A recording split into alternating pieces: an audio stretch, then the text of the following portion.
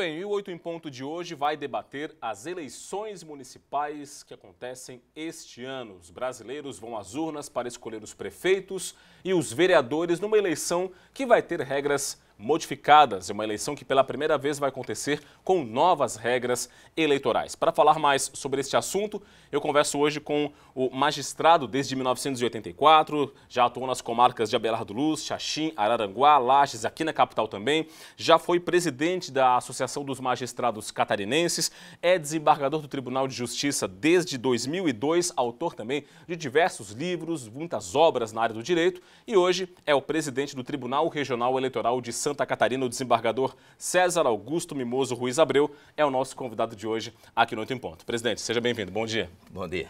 Presidente, antes de entrar no assunto eleição municipal propriamente dito, a biometria, para a gente deixar muito claro para quem está em casa, para os eleitores que perderam o prazo que terminou ontem, este prazo não tem prorrogação, acabou o prazo, né? Infelizmente, todos os prazos foram superados e agora só depois das eleições aqueles retardatários poderão fazer os seus títulos. Ou seja, o cidadão vai ter que esperar até o dia 7 de novembro, terminando o segundo turno da eleição, onde houver segundo turno, para poder ir ao cartório eleitoral e fazer a solicitação. Regularizar a sua situação, exatamente. Esse prazo, inclusive, é definido por lei, não é? Definido por lei. Perfeito. Qual que é a avaliação, presidente, que se faz de todo esse processo biométrico? É um processo essencial para dar cada vez mais segurança ao processo de eleição, é isso? Exatamente. A preocupação da Justiça Eleitoral sempre foi com a segurança. Segurança tanto no ato de votar, segurança do eleitor ao se conduzir aos locais de votação e segurança também na identificação das pessoas. E o cadastramento biométrico tem esse objetivo, né, de garantir a identificação das pessoas no momento de votar. E penso que foi satisfatório o trabalho realizado. Evidentemente que as pessoas, questão cultural, deixam para a última hora a realização dessa procura do cadastramento eleitoral e aconteceram as filas, né, mais por culpa do cidadão, propriamente dito, do que da estrutura do judiciário eleitoral, que se fez sempre presente, com chamamentos públicos e abrindo as oportunidades, inclusive pela internet, com marcação de hora, né, gerando toda uma tranquilidade para quem quisesse comparecer em tempo e modo. Ou seja, por falta de oportunidade não aconteceu, não é? Não foi por falta de oportunidade que a pessoa deixou de fazer o cadastramento. Bom, o senhor falou em segurança, né, para fazer a biometria. Muita gente tem criticado nas redes sociais as urnas eletrônicas, o processo de votação eletrônico. Para ficar bem claro, presidente, para quem ainda tem esse pré-conceito em relação à urna eletrônica, ela é segura, ela é confiável, o resultado que sai dali é um resultado fidedigno do processo eleitoral, não é? A Justiça Eleitoral tem a mais perfeita e conclusa convicção de que a urna eletrônica veio para ficar, né? Nós tínhamos um processo que era um processo de papel, né, de votação por cédulas, né, que também era colocada em discussão a forma de votar, a questão da própria apuração.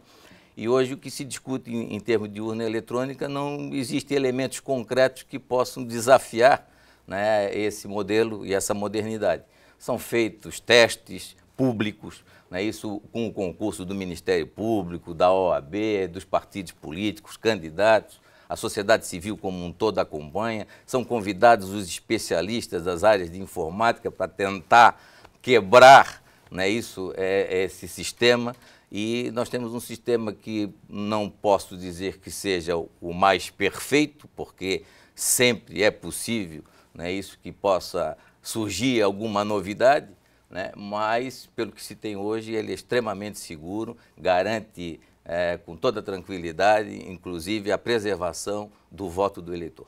Vamos falar um pouquinho então das eleições municipais, presidente. Em outubro, então, os brasileiros vão às urnas escolher prefeitos e vereadores dos mais de 5 mil municípios do país, 295 aqui no estado. Tem alguma diferença na forma de organizar um processo eleitoral municipal em relação a uma eleição majoritária, onde se escolhe presidente, governadores, enfim? O processo eleitoral ele acaba sendo único, né? Alguma modificação estrutural num ou no outro sistema, no municipal ou no estadual, né? Mas, de forma geral, o processo eleitoral ele é comum, né? O que muda são as legislações, porque nós convivemos com legislações de ocasião, a cada pleito há modificações que se lançam, e isso às vezes surpreende um pouco a própria população, os candidatos, os partidos, e causa também algum transtorno até para o próprio processo eleitoral. Mas a Justiça conta com um corpo funcional preparado, os nossos juízes também, né, têm demonstrado competência ao longo desses anos todos, e penso que nós vamos chegar a bom termo nessa eleição municipal.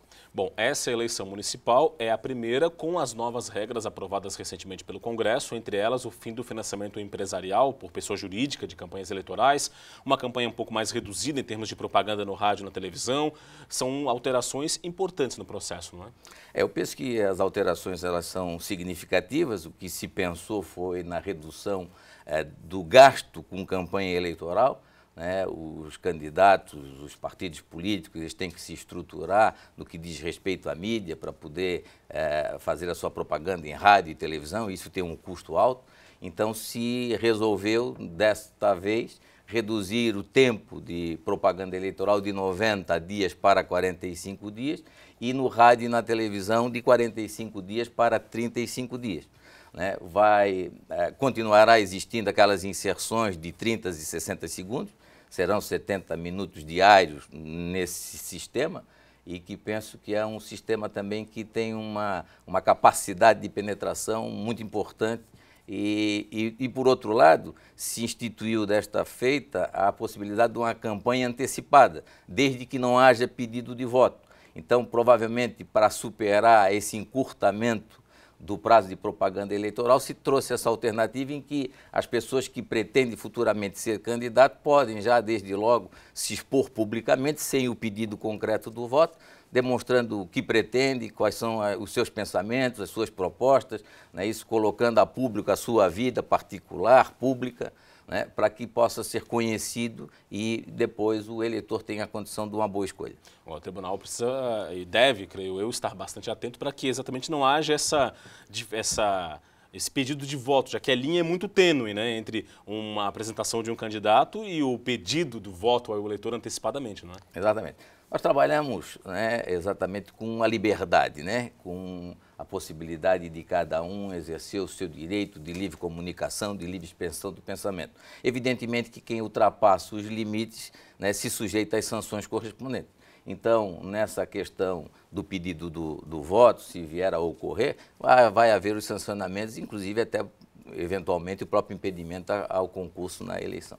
O fim do financiamento empresarial é realmente talvez a questão mais significativa de todo esse processo? Você veja o seguinte, o Supremo Tribunal Federal, há pouco tempo, atendendo uma ação direta de inconstitucionalidade do Conselho Federal da OAB, né, entendeu de por fim, né, isso de declarar inconstitucional o financiamento por empresas, né, sob o fundamento exatamente de que esse financiamento por empresas, que até num passado recente era até oculto, não havia necessidade sequer de declarar que empresa fez a doação, isso gerava uma certa contaminação do processo político, porque evidentemente as pessoas que faziam a doação, as empresas que faziam a doação, não faziam estimuladas por uma concepção ideológica ou política ou por uma vontade de ver o país se desenvolver através desse ou daquele político ou partido. Na verdade, se fazia a contribuição com a perspectiva de buscar resultado mais à frente. Então, o Supremo Tribunal Federal entendeu que essa via ela seria inadequada e, portanto, declarou ela inconstitucional. E a alternativa foi, então, né, a participação das pessoas físicas, a contribuição ou a doação através das pessoas físicas e a alteração dos valores que são destinados ao fundo partidário. Então, hoje, basicamente, as eleições que virão, agora municipais, vão ser sustentadas pelo fundo partidário e pelas essas contribuições de pessoas físicas. Né? Evidentemente que também o candidato que tem as suas posses também pode concorrer com esses valores para a sua campanha e que vai ter um limite também de gastos de campanha para o efeito de isonomizar todos os candidatos.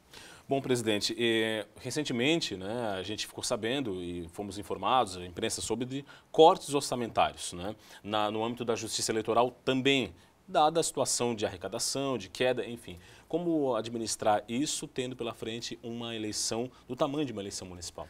Estamos cortando basicamente aquilo que nos era até, de certa forma, fundamental, porque nós sabemos, e penso que a sociedade tem a compreensão disso, que a justiça sempre foi muito parcimoniosa em relação às suas receitas e a seus gastos. Então, nós não temos gordura, né, isso para queimar, mas o corte veio e nós temos que nos adequar a eles. Então, nós estamos buscando parcerias, né, isso com outras instituições, no sentido de poder suprir essas necessidades que o corte orçamental nos proporcionou. Presidente, o tribunal também tem batido muito nessa tecla e enfatizado muito o voto consciente. O eleitor precisa ter consciência do seu voto, escolher bem o seu candidato, conferir a biografia, a trajetória, a vida pregressa desse candidato e também as suas ideias e cobrá-las na frente de acordo com a sua convicção. É esse o voto consciente que o tribunal espera que o eleitor tenha em outubro desse ano? Exatamente. A responsabilidade do eleitor é muito grande, né? Democracia se faz com eleições e eleição se faz com voto livre, limpo, transparente e consciente, como você acabou de dizer. É necessário que nós, talvez, façamos um retorno ao passado, quando o eleitor tinha uma identidade maior com o próprio partido político. Nós precisamos fortalecer os partidos políticos. As pessoas precisam procurar nos partidos políticos, não é isso, a ideologia que lhe satisfaz. E dentro desses partidos, o político que pode realizar aquelas aspirações que o eleitor pretende sejam alcançadas. Então, eu penso que voto consciente é o voto da pessoa que assiste os programas políticos, que participa das discussões e debates políticos, que busca conhecer o candidato e as suas ideias, a vida desse candidato, os feitos desse candidato, as propostas do partido político, para a partir disso, né, isso, dedicar o seu voto àquele que possa satisfazer o interesse de todos, o interesse coletivo, porque o que nós temos visto, nas mais das vezes, são políticos, não é isso, e aí não vamos generalizar, porque temos muito bons políticos nesse país, graças a Deus, mas temos políticos que pensam na causa própria ao invés da causa coletiva. Desembargador César Augusto Mimoso Ruiz Abreu, presidente do Tribunal Regional Eleitoral de Santa Catarina, muito obrigado pela sua participação aqui no Oito em Ponto. Eu quero agradecer e quero deixar uma mensagem para o eleitor. Penso que o eleitor deve exercer o seu voto da forma mais democrática possível e deve fazer do seu voto um ato de justiça. Tá certo. O SC no Ar tem muito mais informações ainda na edição de hoje. Marcela.